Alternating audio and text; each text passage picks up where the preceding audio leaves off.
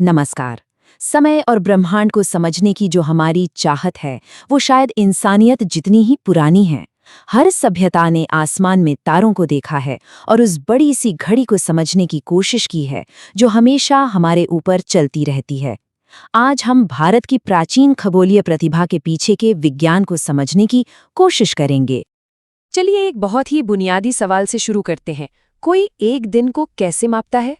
सूरज उगता है, सूरज डूब जाता है। आसान लगता है ना? लेकिन जरा सोचिए, अगर कोई मॉडर्न घड़ी ही ना हो तो, कोई डिजिटल डिस्प्ले नहीं, कोई टिक टिक करती सुई नहीं, तब समय का इतना सटीक हिसाब कैसे लगाया जाएगा? आपको जानकर हैरानी होगी कि प्राचीन भारत के पास इसका एक बहुत ही शानदार जवाब था। इसका जवाब छिपा है ज्योतिष में, जिसे वेदांग ज्योतिष भी कहा जाता था। अब देखिए, जैसे ही हम ज्योतिष शब्द सुनते हैं, हमारे दिमाग में अक्सर भविष्यवाणियां आती हैं। लेकिन प्राचीन भारत में ये असल में खगोल विज्ञान यानी एस्ट्रोनॉमी का विज्ञान था। इसे वेद का नेत्र कहा जाता था। सोचिए जरा, ये कितनी गहरी बात है। इसे एक आंख माना जाता था जिसके बिना आप ब्रह्मांड की सच्चाई को देख ही नहीं सकते। मतलब ये असलियत को समझने के लिए एक जरूरी साइंस था। तो सवाल ये है कि इस आंख ने आखिर देखा क्या? इसने कुछ ऐसे सिद्धांत देखे जो अपने समय से बहुत बहुत आगे थे। चलिए कुछ ऐसी खोजों पे नजर डालते हैं जो हमारी हिस्ट्री की टाइमलाइन को ही चैलेंज कर देती हैं। बात है लगभग 500 ईस्वी की। उस दौर की कल्पना कीजिए जब दुनिया का एक बड़ा हिस्सा मानता था कि पृथ्वी चपटी है। तब भारत में आर्यभट्ट ने ये बताया कि पृथ्वी गोल है और अपनी ही धुरी पर घूमती है। ये बात कोपर्निकस से करीब 1000 साल पहले कही गई थी। और कहानी यहीं खत्म नहीं होती। लगभग 628 ईस्वी में ब्रह्मगुप्त ने एक ऐसे आकर्षण बल के बारे में बताया जो चीजों को धरती की ओर खींचता है, यानी गुरुत्वाकर्षण। और ये न्यूटन के सेब वाली कहानी से 1000 साल से भी ज्यादा पुरानी बात है। ये सिर्फ अंदाजे नहीं थे, ये गणित और गहरी खगोलीय समझ पर आधारित क्रांतिकारी विचार थे। जी हाँ, लगभग 1000 साल। ये बुनियादी खगोलीय कॉन्सेप्ट्स पर करीब 1000 साल की बढ़त थी।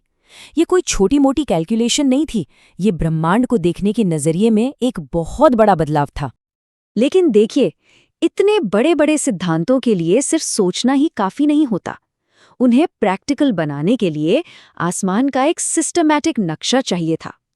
तो सवाल ये है कि उन्होंने आसमान को व्यवस्थित कैसे किया? इसका जवाब है नक्षत्र। प्राचीन खगोलविदों ने पूरे आकाश को 27 बराबर हिस्सों या कहें कि नक्षत्रों में बांट दिया। ये बंटवारा चंद्रमा के रास्ते के आधार पर किया गया था, जिसमें हर नक्षत्र 13 डिग्री और 20 मिनट का होता था।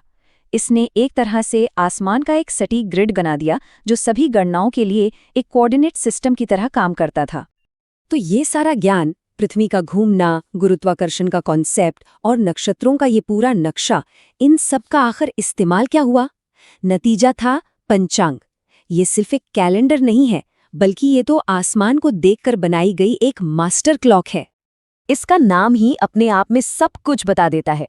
पंचांग संस्कृत के 2 शब्दों से बना है, पंच जिसका मतलब है 5 और अंग जिसका मतलब है हिस्से। तो ये हुआ समय का 5 अंगों वाला विज्ञान। और ये रहे वो 5 अंग। पहला है तिथि, जो कि लूनर डे है। दूसरा है वार, यानी हफ्ते का दिन। तीसरा है नक्षत्र, जिसके बारे में हमने अभी बात की, मतलब आसमान में चंद्रमा की पक्की लोकेशन। चौथा है योग, जो सूर्य और चंद्रमा के बीच के खास एंगल को दिखाता है। और पांचवा है करण, जो एक तिथि का आधा हिस्सा होता है, जिससे समय की और भी बारीक गिनती हो सके। हर एक अंग आसमान में ग्रहों की चाल से जुड़ी एक अनोखी कैलकुलेशन है। इस सिस्टम की सबसे खूबसूरत बात पता है क्या है? ये एक ही साथ समय और जगह दोनों को नापता है। देखिए, तिथि जो है वो समय का माप है। इसे सूर्य और चंद्रमा के बीच 12 डिग्री के एंगल में आए बदलाव से गिना जाता है। वहीं नक्षत्र जगह का माप है, जो बताता है कि चंद्रमा आसमान के 27 हिस्सों में से किस हिस्से में है ना? कितना सरल और प्रभावशाली तरीका। और बात सिर्फ कॉन्सेप्ट की नहीं है, प्रिसीजन की भी है। जरा इस टेबल को देखिए। समय की सबसे छोटी इकाइयों में से एक थी विपल, जो आज के हिसाब से करीब 0.4 सेकंड के बराबर होती थी। 60 विपल मिलकर एक पल यानी 24 सेकंड बनाते थे।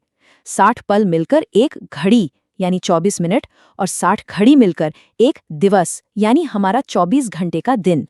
ये वाकई एक बहुत ही डिटेल्ड और हैरान कर देने वाली सटीक प्रणाली थी। तो ठीक है, ये सारा प्राचीन ज्ञान बहुत प्रभावशाली है, मान लिया। लेकिन सबसे बड़ा सवाल तो ये है कि आज इसका क्या महत्व है। ये प्राचीन विज्ञान आज भी हमारी मॉडर्न जिंदगी को कैसे प्रभावित कर रहा है, चलिए देखते हैं।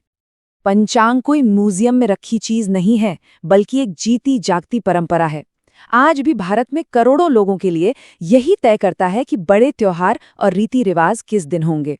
शादी ब्याह, गृह प्रवेश या कोई नया काम शुरू करने के लिए शुभ समय यानी मुहूर्त खोजने के लिए भी इसका इस्तेमाल होता है।